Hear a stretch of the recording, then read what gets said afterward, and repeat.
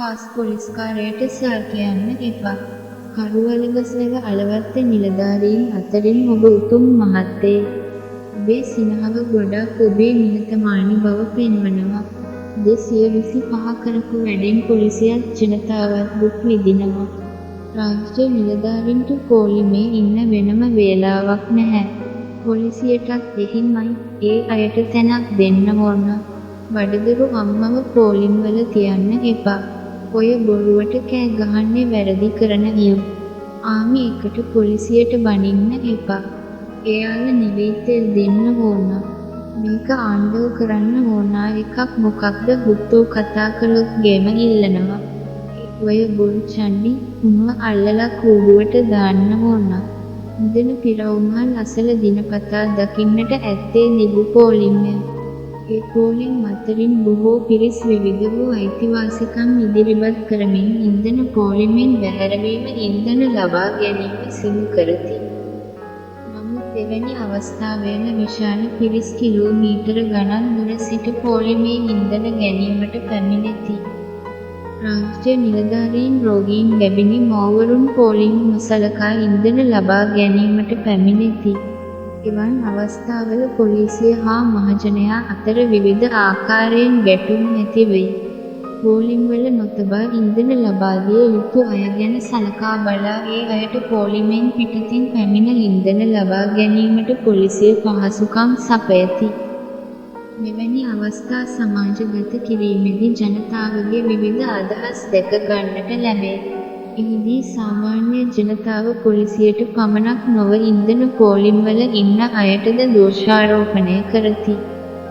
කෝ ආකාරයට සිදු කළත් සියලු දෙනා සතුටු කළ හැකි ආකාරයට ක්‍රියා කිරීමේ හැකියාවක් නැත.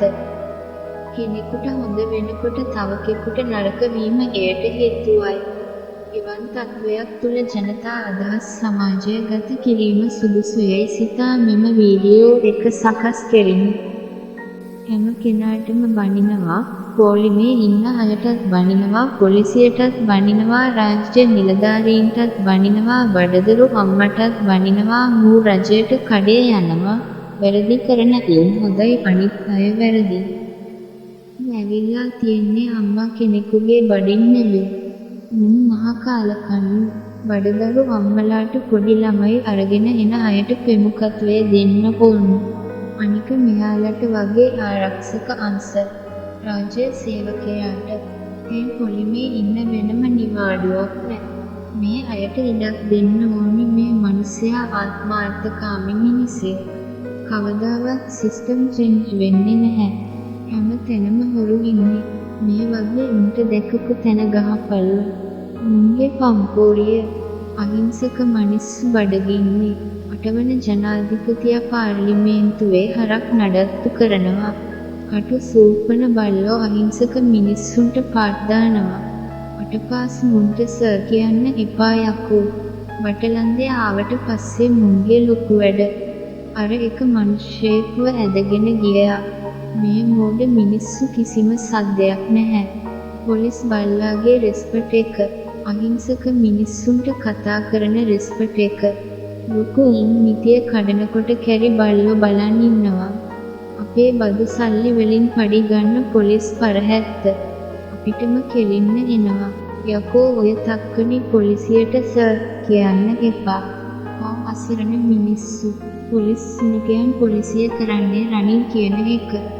හදිසි නීතිය යන පීඩාවට පත් මිනිසුන්ගේ හඬ කවර ආකාරයෙන් හෝ නිහඬ කොට තක්කඩි පාලකයන්ට සුවසේ රැටපිලුම් ගැසීමට ඉඩ සලසා දීමයි.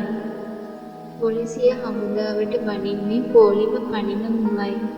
මොකෝ යකෝ අපි පොලිමේ ගිහින් තෙල් නොගහපු වුන්ද?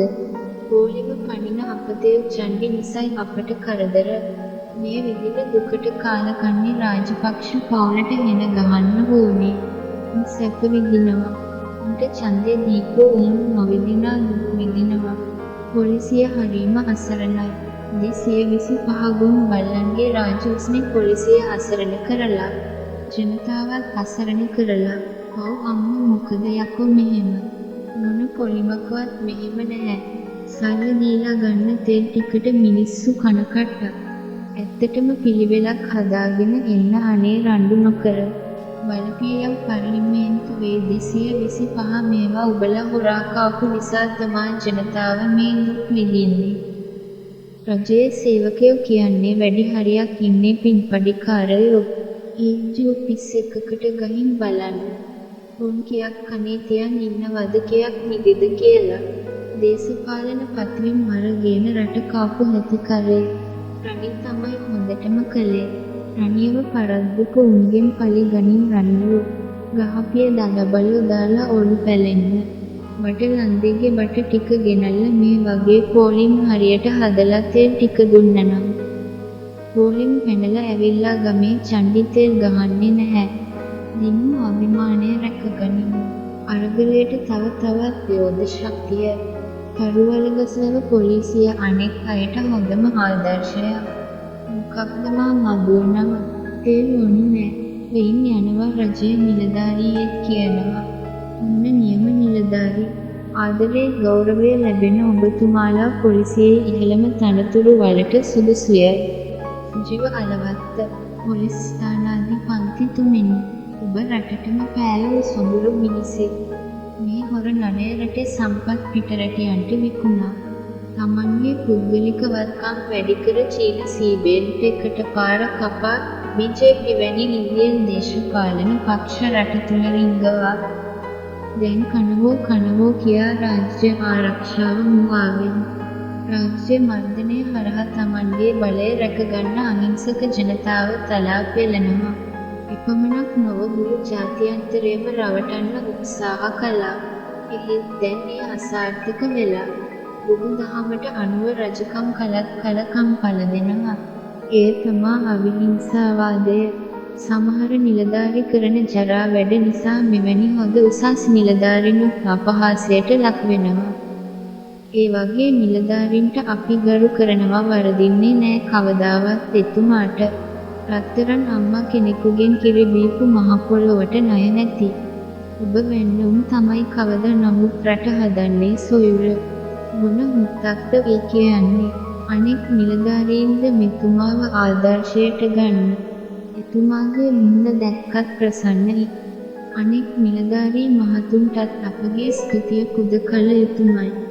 යුක්ති ගරුක නිලධාරියෙක් ඩබල් සැලූට් සර්. ඔබ ගැන ආඩම්බර වෙනවා මහත්තයෝ. මිනිස්සු ඉන්නේ ප්‍රශ්න ගොඩක මානසික පීඩාවට පත් වෙලා. උන්ට පයින් ගහන පොළුවලින් ගහන තුට්ටු දෙකේ. නිලධාරීන් අතරින් ඔබ උතුම් මහත්තයෙක්. අලවත්ත මහත්තයෝ මෙවැනි හිතන්න පුළුවන් නිලධාරීන් ඉන්න එක ගැන හරිම සතුටුයි. ඔය වගේ නිලධාරීන්ට අපගේ ප්‍රණාමය. ජෙනින් පොලිසිය කියන්නේ මේ නිලධාරීන් තමයි. මේ වගේ අයට සාහසිකයෙක් වුණත් ගරු කරනවා. සියලු ජනතාව මෙවැනි නිලධාරීන්ට ගෞරව කළ යුතුයි. අල කරන්නේ ටවුනේ ගමේ කියලා ඉන්න ගොබ්බයෝ. ඔය වීන් පාක් එකේ උන් කියන උන් චණ්ඩි පාට දාන්නේ බොරුවට උන් මොන චණ්ඩිද චණ්ඩි ඉන්නේ පොලිසියේ විතරයි. හදිසියෙන් හමුවන මේ වගේ නිලධාරි රටටම ආදර්ශයක්. මේ පොලිසියේ ලොකු මහත්මය හොඳ බුද්ධිමත් උගත් මහත්මයෙක්. අනිත් නිලධාරිත් එහෙමයි.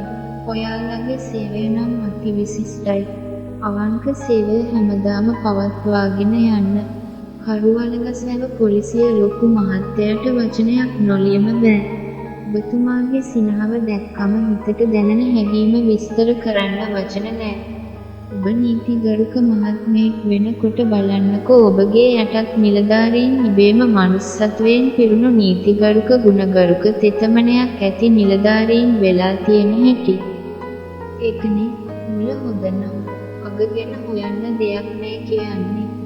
ඔබ නම් මත්තයෝ හොඳ ගුණවත් දෙමව්පියන්ට දාව බිලි වුණ උතුම් මිනිස්සේ. මේ වගේ රටේ හැමෝම ආරක්ෂක අංශ ඉන්නවනම් කෝ රණ්ඩු කොලාහල.